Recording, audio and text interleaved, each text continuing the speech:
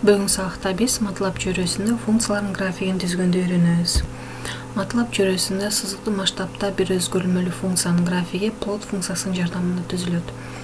Мисалы үчүн биз sinus x жана cosinus x функцияларынын графигин 0-дөн 2-ге чейинки интервалында түзүп көрөлү. Түзүш үчүн MATLAB программасын ачабыз. Бул жерге биринчи биз функциялардын маанисин жазышыбыз керек. Мааниси төмөнкүдөй жазылат. X барабар 0 кош чекит 0,001 кош чекит 2. Бул жолчо бизде эмнени түшүндүрөт?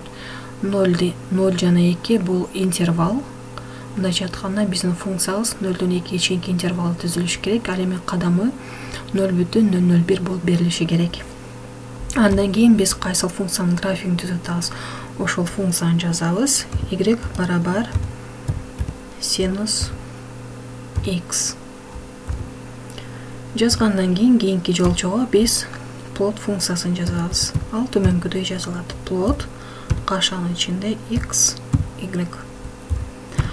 Бул жолчо эмнени түшүндүрөт?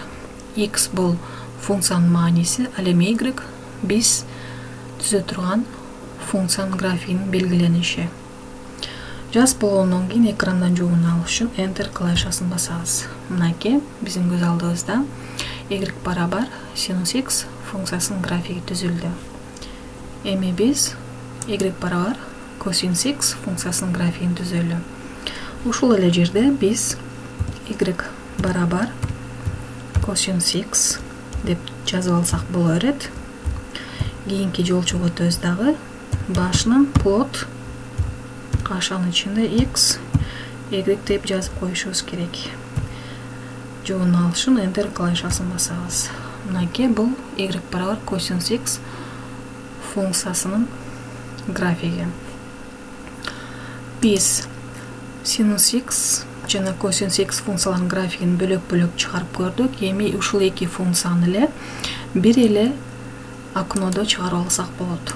Ал үчүн баягыдай эле маанилерин жазып алабыз.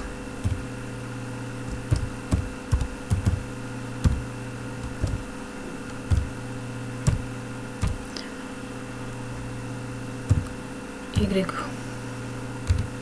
барабар sinus x функциясы деп жазабыз. Эми кийинки жолчодо биз cosinus x функциясын кошо чыгарыш үчүн y барабар sinus x менен окшошуп калбаш үчүн биз cosinus x функциясын башка өзгөрүлмө менен белгилеп алышыбыз керек. Мисалы үчүн z деп койсок болот. Z барабар cosinus x. Андан кийинки жолчодо plot кашанын ичинде x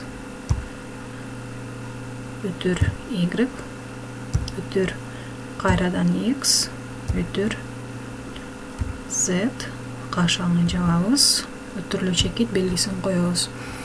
Бул жерде кашанын ичинде x менен y эмнени түшүндүрөт? X бул мааниси, ал эми y бул y барабар sinus x графигин түшүндүрүп турат. Андан кийинки дагы бир x'ин жазылышы cosinus x функциясына берилген мааниси. Мындайча айтканда экөөнө тең бирдей маанини жазганбыз. Ошол себептен эки жолу x жазылган. Ал эми z бул cosinus x функциясын z өзгөрүлмөсү менен белгилеп алганбыз. Жообун алыш үчүн Enter клавишасын басабыз. Мынакей көз алдыбызда бир эле окнодо y барабар sinus x жана y барабар cosinus x графигин түзүлүшү. Демек, ушундай жол менен биз графиктерди түзүп алсак болот. Кийинки сабактан көрүшкөнчө.